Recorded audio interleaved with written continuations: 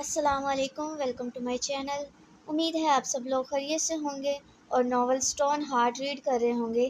آج ہم stone heart کی ہی ایپیسوڈ نمبر 56 ریڈ کریں گے، جو کہ لکھا ہے سجیلا نثار نے، اور کوئین آف مائی ہارٹ کا سیزن 3 ہے یہ۔ پہلے 2 سیزن میں انشاءاللہ آپ کو بہت جلد اسی منتھ کے لاسٹ میں دے دوں گی۔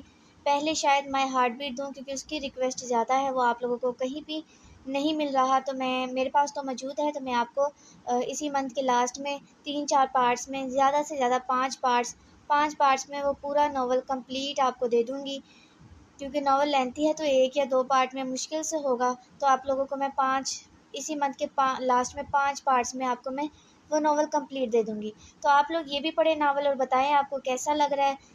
56 تقریباً ایپیسوڈ آج میں پوسٹ کرنے لگی ہوں، تو کافی ساری ایپیسوڈ ہو چکی ہیں، پتہ ہی نہیں چلا، خیر پتہ تو چلا ہی ہے۔ آپ لوگ بتائیں آپ کو کیسا لگ رہا ہے ناول، بورنگ تو نہیں لگ رہا؟ اگر آپ کو بورنگ لگ رہا ہے تو آپ مجھے بتائیں، میں پوری کوشش کروں گی کہ آپ لوگ کے لیے انٹرسٹنگ لکھ سکوں میں۔ اس کے علاوہ چینل کو ضرور سبسکرائب کیجیے گا، اور اگر آپ کو میری وائس اچھی نہ لگے تو آپ لوگ میوٹ کر کے ریڈ کر سکتے ہیں، مجھے مسئلہ نہیں، اس سے برا بھی نہیں لگے گا، کیونکہ مجھے خود کو بھی اچھی نہیں لگتی۔ اچھا مذاق کر رہی تھی، سوری۔ آپ لوگ ویسے میوٹ کر کے خود ریڈ کر سکتے ہیں، اور اگر آپ کو وائس کے ساتھ ہی سننا چاہتے ہیں، آپ میری وائس کے ساتھ ہی، تو اگر آپ کو یہ سلو لگے یا تیز لگے تو آپ لوگ اس کی وہ جو ہے سیٹنگ میں جا کے، وہ کیا ہوتی ہے، سپیڈ بڑھا سکتے ہیں، کم کر سکتے ہیں۔ اس کے علاوہ چند سبسکرائبر ہی باقی، ابھی میں نے دیکھا ہے 20 سبسکرائبر رہ گئے 1000 ہونے میں، اور میں چاہوں گی کہ آپ لوگ پلیز یہ سبسکرائب کر دیں میرا چینل۔ 20 سبسکرائبر آپ کے لیے کچھ مشکل نہیں، کیونکہ میں نے آڈینس میں دیکھا ہے تقریباً 70-80% وہ لوگ ہیں جنہوں نے چینل کو سبسکرائب نہیں کیا، لیکن ناول ریڈ کر رہے ہیں پر چینل سبسکرائب نہیں کیا، اور کم از کم 40%، 30-20% وہ لوگ ہیں جنہوں نے چینل کو سبسکرائب کیا ہوا ہے۔ میں ان کی شکر گزار ہوں جنہوں نے کیا، اور جنہوں نے نہیں کیا پلیز آپ لوگ بھی کر دیں۔ تو بنا دیری کے چلیے پڑھتے ہیں اب ہم قسط۔ دروازہ کھولتے امائل جو اپنی روم میں بول رہی تھی، لیکن ریان کی بجائے سامنے موجود 2 شخصیات کو دیکھے اس کے الفاظ وہیں دم توڑ گئے تھے۔ چہرے کا رنگ فک ہونے کے ساتھ حیرت ابھری تھی، دل برق رفتار سے دھڑکا تھا، جبکہ یہی حال سامنے والی شخصیات کا تھا، پر ان کے چہرے پر بہت سے تاثرات نمایاں تھے، تکلیف، کرب، محبت، حیرانگی اور نہ جانے ایسے کتنے ہی۔ ماموں، امائل کے لبوں سے سرگوشی سی نکلی تھی، جبکہ سامنے موجود وجدان ساکت سا اسے دیکھ رہا تھا۔ بہت ہی عرصہ بعد اس نے آخری بار اسے عدالت میں کٹہرے میں دیکھا تھا۔ وجدان سکندر، وہ ہوش میں آتی چبا کر بولتی، دروازہ بند کرنا چاہا کہ شاذل جو پورے ہوش و حواس میں وہاں کھڑا تھا، فوراً سے آگے بڑھتے دروازے کے بیچ حائل ہوتے اسے بند کرنے سے روکا تھا، جبکہ ان کی حرکت پر وجدان کا بھی سکتہ ٹوٹا اور وہ ہوش کی دنیا میں لوٹا۔ امائل، وجدان کی آواز نہ جانے کیوں مدھم تھی، شاید کرب زدہ بھی۔ نام مت لے میرا، وہ پیچھے ہوتی چلائی تھی، جبکہ اب وہ دونوں اندر داخل ہو چکے تھے اور شاذل نے مڑتے دروازہ بند کیا تھا۔ امائل، بچے، میرے دل کے ٹکڑے۔ وجدان کی آنکھوں میں نمی دوڑی، اسے تو محبت ہی بہت تھی امائل سے، وہ بھلے سعد کی بیٹی تھی، پر وہ ٹکڑا اس کے دل کا بھی تھی۔ کیوں آئے ہیں یہاں، اور یہاں کا پتہ کس نے دیا؟ امائل نے سنجیدگی سے پوچھا، البتہ نامحسوس انداز میں ارد گرد دیکھتی کوئی چیز بھی تلاش کر رہی تھی۔ میں آپ کو لینے آیا ہوں، میرے ساتھ چلیں۔ وجدان نے اس کی جانب قدم بڑھائے، جبکہ امائل کی نظر اس کے ہاتھ میں موجود گن پر تھی، وہ وجدان سے یہ گن چھیننا چاہتی تھی۔ یہاں سے چلے جائیں وجدان سکندر اور شاذل سعد، وہ وجدان کی آنکھوں میں دوڑتی نمی دیکھے خود کو مضبوط کرنے کی کوشش کرتے بولی، کیونکہ وہ ذرا سی کسی کے ایموشنل کرنے سے کمزور نہیں ہو سکتی تھی، وہ امائل تھی، کمزور لفظ سے ناواقف۔ امائل، ہمارے ساتھ چلو، ہم تمہیں بچانے آئے ہیں، شاذل وجدان کو کمزور پڑتا دیکھ بولا تھا۔ کتنی ہی مشقت کے بعد وجدان نے اسے ڈھونڈا تھا، یہ وہ بخوبی جانتا تھا۔ میں جانتی ہوں تم لوگ مجھے پولیس کے حوالے کرو گے، مجھے پھنسانا چاہتے ہو، وہ اپنا دماغ اس گن کو چھیننے کی جانب لگاتے بولی۔ پولیس کے حوالے کریں گے، لیکن جلد ہی، فوراً چند دنوں میں ہی چھڑوا لیں گے، شاذل نے کہا تو وہ تمسخر اڑاتے انداز میں ہنسی، اور ان دونوں کو دیکھے بنا سمجھنے کا موقع دیے وجدان کے ہاتھ سے بے رحم طریقے سے گن چھینی تھی، جبکہ اس کے ناخن وجدان کے ہاتھ پر لگتے وہاں سے خون کی بوندیں نکال گئے تھے۔ وجدان نے تکلیف سے اپنا ہاتھ دیکھا، امائل کی بھی نظر اس کے ہاتھ پر ٹھہری، اس کا ارادہ صرف گن لینے کا تھا، وجدان کو زخمی کرنے کا نہیں، لیکن وہ غیر ارادائی طور پر اسے زخمی کر چکی تھی۔ امائل، شاذل نے وجدان کے ہاتھ پر موجود زخم دیکھتے دبی دبی آواز میں اس کا نام پکارا تھا، جبکہ وجدان نے ہاتھ اٹھائے اسے خاموش کروایا اور امائل کو دیکھا جو سنجیدہ تاثرات لیے ان دونوں کو دیکھ رہی تھی۔ امائل، کیا آپ کو اپنے ماموں پر یقین نہیں؟ وہی ماموں جس نے مجھے تنہا چھوڑ دیا۔ میں کتنا چلائی تھی کہ وجدان ماموں، میں بے قصور ہوں، پر وجدان صاحب کو اس وقت اپنی عزت، اپنا وقار عزیز تھا۔ امائل وجدان کی بات پوری ہونے سے پہلے چلائی تھی۔ وجدان نے اس کی جانب قدم بڑھانا چاہے۔ وہیں رک جائیں وجدان سکندر، ورنہ میں اتنی بے رحم ہو چکی ہوں کہ گولی آپ کے سینے میں اتار دوں تو مجھے افسوس نہ ہو۔ وہ گن کا رخ اس کی جانب کیے شفاق انداز میں بولی۔ ان دونوں نے افسوس سے اسے دیکھا۔ مار دیں، ہم ویسے بھی آپ کے غم میں روز روز مرتے ہیں بچے۔ وجدان کسی تھکے ہوئے جواری کی مانند بولا۔ وہ ایموشنل ہو چکا تھا۔ وہ امائل کو دیکھ کر کمزور پڑ گیا تھا۔ وہ جو اسے یہاں سے زبردستی لینے آیا تھا، اب اس کے ساتھ زبردستی تو دور کی بات، اس سے الفاظ بھی نہ کہے جا رہے تھے۔ میں نے کہا ماموں جائے یہاں سے، شاذل لے کر جاؤ انہیں یہاں سے، وہ وجدان کی نم آنکھیں دیکھ کر بولتی، آخر میں شاذل سے چلا کر بولی تھی۔ مارو امائل، ہاتھ کیوں کانپ رہے ہیں؟ شاذل نے بھی اس کی جانب قدم بڑھائے کہا۔ وہ جانتا تھا وہ اپنے بھائی شاذل کو تو مار سکتی تھی پر وجدان کو نہیں۔ وہ جتنا خود کو مضبوط ظاہر کر دے لیکن کہیں نہ کہیں وہ ابھی بھی ان سے محبت کرتی تھی۔ ہاتھ اور میرے کانپے؟ وہ طنزیہ ہنستی گن کا رخ خود کی جانب کیے اپنی کن پٹی پر رکھ چکی تھی۔ دونوں کی سانس خشک ہوئی جبکہ قدم تھمے۔ جہاں امائل کے لبوں پر طنزیہ مسکراہٹ تھی، وہیں اب شاذل اور وجدان کے چہرے پر مزید بے بسی نمودار ہوئی۔ امائل، گن ہٹاؤ۔ شاذل نے ہاتھ اٹھائے اسے روکنا چاہا۔ ہاں، اسے یہ امائل سے توقع ضرور تھی کہ وہ خود کو نقصان پہنچا سکتی تھی اور ایسا شاذل اور وجدان ہرگز نہ چاہتے تھے۔ کیوں آئے ہیں آپ؟ وہ شاذل کو ایک نظر دیکھے وجدان سے پوچھنے لگی۔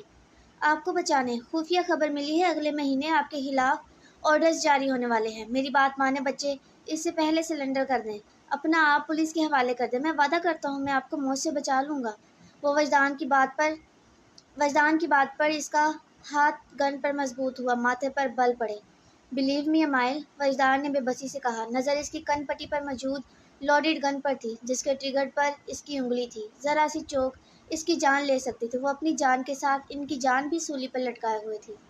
میں امائل خان، پاگل قاتل کہتے ہیں نا سب، یہ پاگل قاتل اپنا انتقام لے لے، اس کے بعد خود اپنا آپ پولیس کے حوالے کر دے گی۔ وہ قدم پیچھے لے کر پاگل ورانہ انداز میں بولی، جبکہ گن ابھی بھی کن پٹی پر موجود تھی۔ امائل نہیں، میری بات سنیں امائل۔ وجدان اور شاذل اس کی جانب قدم بڑھا رہے تھے جو پیچھے قدم لیتی اپنے کمرے کے قریب جا رہی تھی۔ ضرور اس کے دماغ میں کچھ چل رہا تھا۔ امائل بات سنیں۔ وجدان کی آواز لڑکھڑائی۔ وہ کس قدر بے بس تھا، امائل اپنے پاگل پن میں شاید سمجھ نہ پا رہی تھی۔ انشاءاللہ ملیں گے جلد ہی۔ وہ گن کو الٹی سمت دیوار کی جانب اچھالے پھرتی سے کمرے میں داخل ہوتی اس کا دروازہ لاک کر چکی تھی۔ وہ دونوں بھاگنے کے انداز میں کمرے کے دروازے کے قریب پہنچتے دروازہ بجانے لگے۔ امائل دروازہ کھولو، شاذل مسلسل دروازہ بجائے بولا۔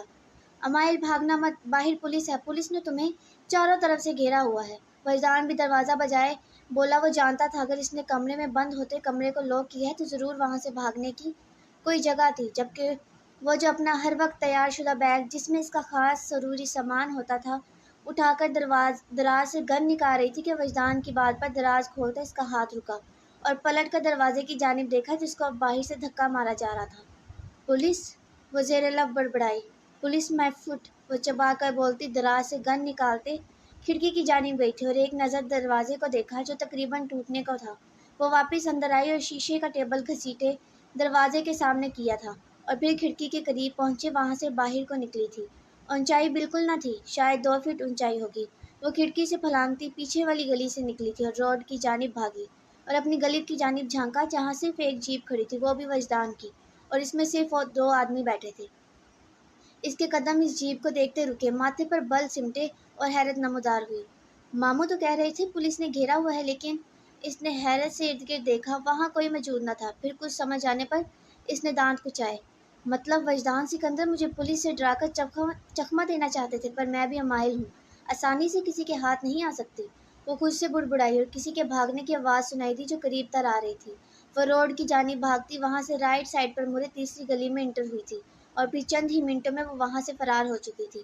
اسے یہاں کے تمام راستے معلوم تھے کیونکہ وہ جس جگہ رہتی تھی وہاں کے سب سے پہلے راستے معلوم کرتی تھی، جانتی تھی کسی بھی وقت کچھ بھی ہو سکتا تھا، اور فی الحال وہ پولیس کے ہاتھ نہیں آنا چاہتی تھی۔ اسے اپنے مجرم کو ختم کرنا تھا، اور اگر وہ شازل یا وجدان کی بات مان کر پولیس کے حوالے اپنا آپ کر دیتی تو کبھی اپنے مجرم کو ڈھونڈ نہ پاتی۔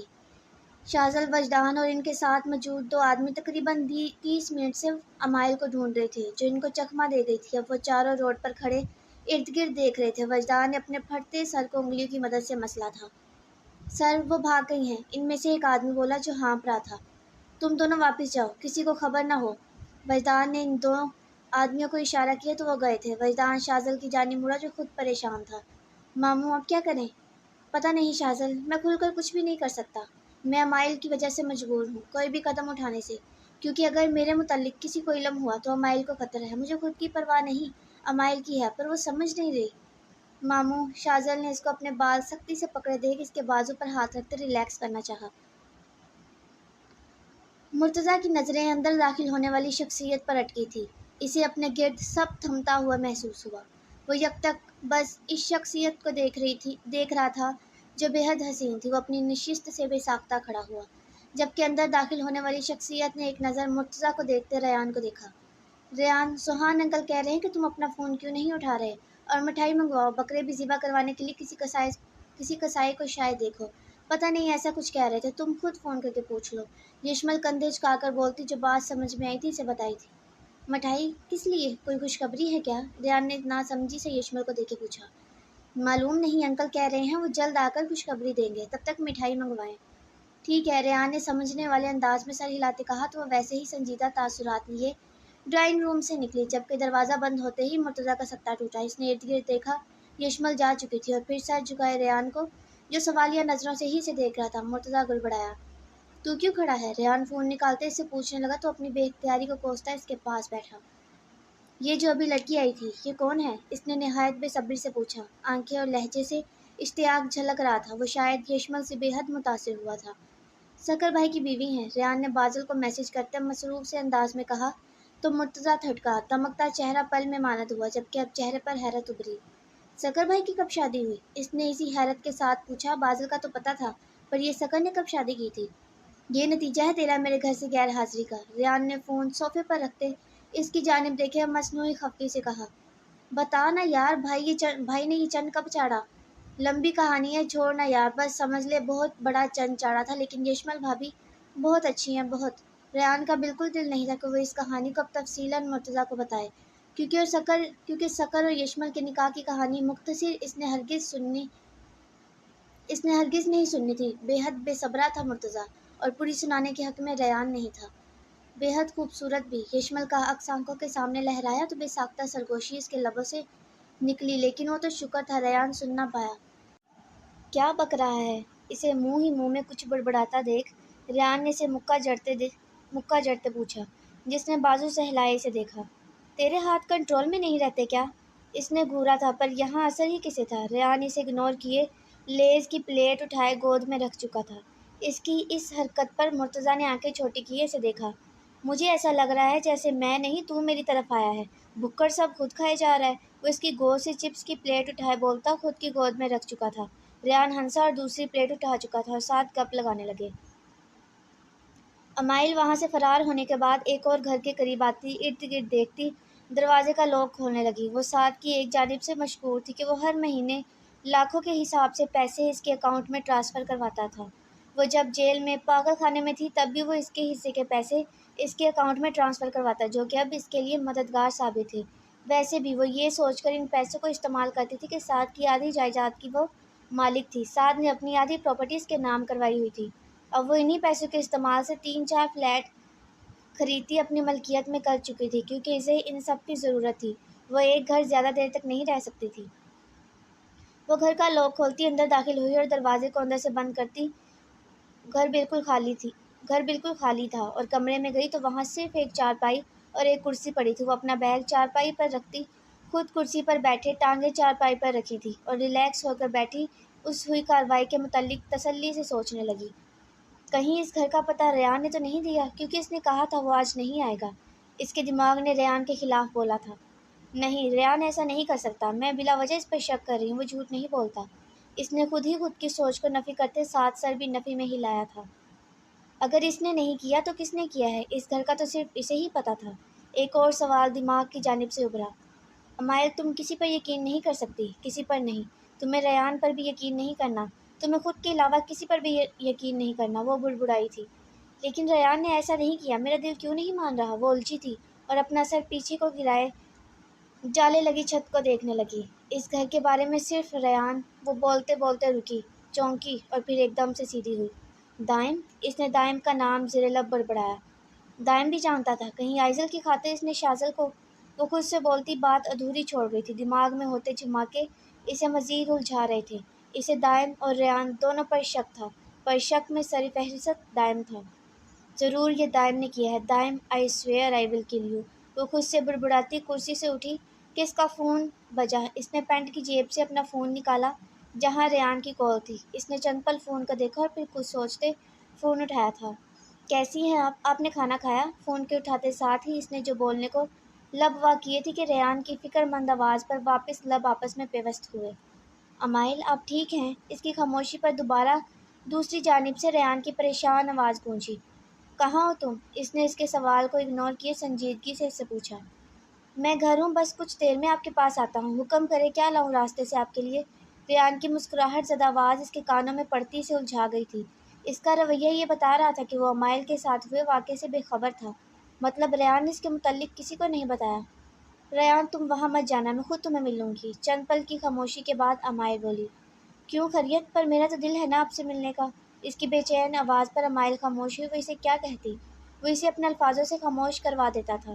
واحد ریان تھا جس کی باتوں کا جواب اس کے پاس نہ ہوتا تھا۔ جو کہا ہے ریان، بس وہ بات مانو، وہاں مت جانا، میں خود تم سے ملوں گی اور تمہیں سب بتاؤں گی، اور پریشان مت ہو، ٹیک کیئر۔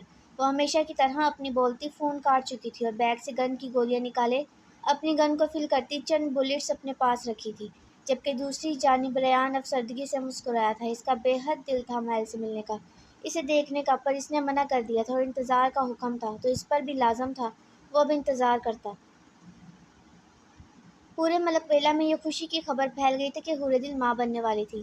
سب بے حد خوش تھے۔ پورے گھر میں ایک دوسرے کو مٹھائیاں کھلائی جا رہی تھی، جبکہ ملازمین کو بھی مٹھائیاں کے ڈبے دیے گئے تھے۔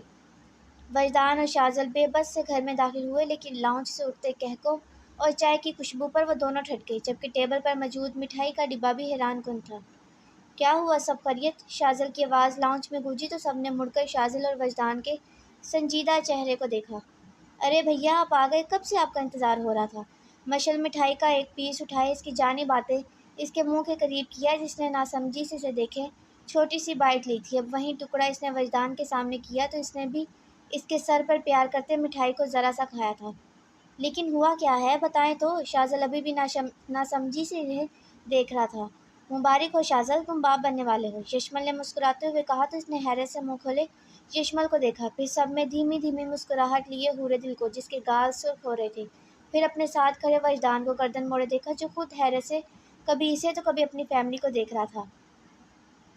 کیا کہا یشمل آپ نے؟ شازل کو شاید اپنی سماعتوں پر یقین نہ آیا تھا۔ بھیا، آپ ڈیڈی اور میں چاچو ماموں دونوں بننے والا ہوں، ریان نے بلند آواز میں کہا تو شازل کے لبوں پر مسکراہٹ پھیلی۔ اس نے حور دل کو دیکھا جو اس کی مسکراہٹ اور آنکھوں میں اتری نمی کو دیکھتے چہرہ جھکا گئی تھی۔ واللہ میں بابا، اف ماموں جان، میں بابا بننے والا ہوں اور آپ نانا۔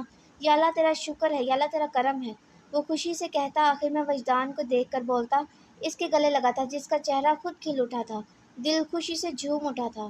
مبارک ہو بچے۔ وجدان نے بھی اس کی پیٹھ تھپتھپائی تھی تو اس سے الگ ہوتا باقی سب سے ملنے لگا، جبکہ وجدان نے حور دل کو پیار کیا۔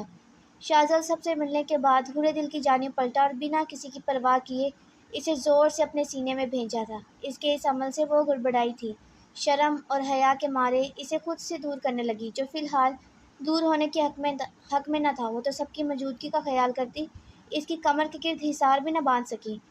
بہت شکریہ حور دل، تم نے مجھے بہت بڑی خوشی دی ہے، وہ اس کے گلے لگا ہی بولا تو حور دل مسکرائی۔ شازل، سب دیکھ رہے ہیں، وہ دبا دبا سا بولتی منمنائی تھی۔ اس نے یہ اس قدر آہستہ آواز میں کہا کہ سوائے شازل کے کوئی نہ سن سکا تھا۔ دیکھنے تو جانا سب اپنے ہی ہیں شازل، جبکہ شازل کے سب کے سامنے یوں کہنے پر حور دل کو مزید شرم آئی، باقی سب کے چہرے مزید مسکرائے۔ شازل، ساتھ کی پکار پر وہ حور دل سے الگ ہوا تھا۔ اس کے الگ ہوتے ہی حور دل اس سے فاصلے پر کھڑی ہوئی، جبکہ باقی بچہ پارٹی शरारत से इसे तक रही थी। जी, तो कैसी लगी आपको आज की किस्त? उम्मीद है पसंद आई होगी। 2 दिन बाद मैंने आपको किस्त दी है, तो आप लोग तो जानते ही हैं मेरे पेपर होने वाले हैं, जिसकी वजह से मैं किस्त नहीं दे पा रही रेगुलर। पहले मैंने आपको रोज़ किस्त दी है, लेकिन अब मुश्किल हो रहा है लिखना, क्योंकि मेरी अपनी स्टडी का मसला हो रहा है। पेपर बहुत नज़दीक हैं, आप सब भी दुआ कीजिएगा कि मेरे पेपर अच्छे हो जाएँ। मैं पेपर्स के बाद इंशाल्लाह आपको रेगुलर किस्त दूँगी, और अपने पेपर्स में ही, जो कि मेरे मई के स्टार्ट या जून के मई के लास्ट या जून के स्टार्ट में शुरू होंगे, तो पेपर्स के दौरान ही मैं आपको माय हार्ट बीट दूँगी और क्वीन ऑफ माय हार्ट दूँगी। इसलिए मैं वो स्टार्ट में ही रिकॉर्ड कर रही हूँ, ताकि मैं आपको वो एक साथ दे सकूँ। रोज़ की एक किस्त दूँगी, एक किस्त नहीं, एक पार्ट दूँगी। और बाकी इसकी डिटेल मैं आपको किस्त के स्टार्ट पे ही बता चुकी हूँ। इन दोनों नावल के मुतालिक आप लोग मेरे चैनल को ज़रूर सब्सक्राइब कीजिएगा। और एक और मिस्टेक मेरे से हमेशा होती है, चलिए वो मैं आपको नेक्स्ट किस्त में बताऊंगी अगर याद रहा तो। वैसे तो मुझे पिछली 10-20 एक साथ से याद नहीं आ रहा, जब मैं रिकॉर्ड कर लेती हूँ तब मुझे याद आता है कि ओह ये तो मैंने आपको बात बतानी थी। चलिए खैर, मैं आपको नेक्स्ट किस्त में इंशाल्लाह याद रहा तो मैं आपको ज़रूर बताऊंगी। तो आप लोग मेरे साथ जुड़िए रहेगा, मेरे चैनल को सब्सक्राइब कीजिएगा, और वीडियो को लाइक कीजिएगा, शेयर कीजिएगा, अपनी राय का इज़हार ज़रूर कीजिएगा। मुझे आप लोग के सपोर्ट की बेहद ज़रूरत है। इंशाल्लाह नेक्स्ट मिलेंगे अगली किस्त के साथ, तब तक के लिए अल्लाह हाफिज़।